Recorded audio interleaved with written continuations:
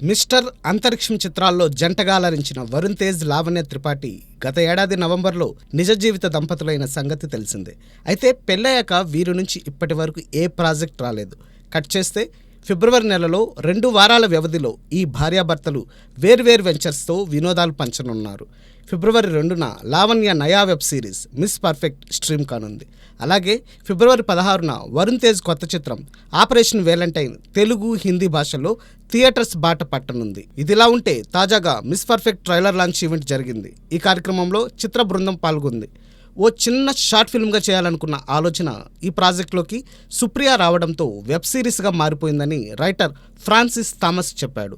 కొత్త వారిని ప్రోత్సహించాలన్నది అక్కినే నాగేశ్వరరావు, నాగార్జున ఆలోచన అని, అందుకే అన్నపూర్ణ స్టూడియోస్ ద్వారా ఎంతో మంది ప్రతిభావంతులని వారు ప్రోత్సహించారని సుప్రియ తెలిపింది. అయోధ్య రామ మందిరంలో బాలరాముడి ప్రాణప్రతిష్ఠ జరిగిన రోజే తమ వెబ్ సిరీస్ ట్రైలర్ రిలీజ్ కావడం పట్ల లావణ్య త్రిపాఠి హర్షం వ్యక్తం చేసింది. ఈ వెబ్ సిరీస్ మొదలైనప్పుడు మిస్ పర్ఫెక్ట్గా ఉన్న తను ఇప్పుడు మిసెస్ పర్ఫెక్ట్ అయ్యానని లావణ్య చమత్కరించింది.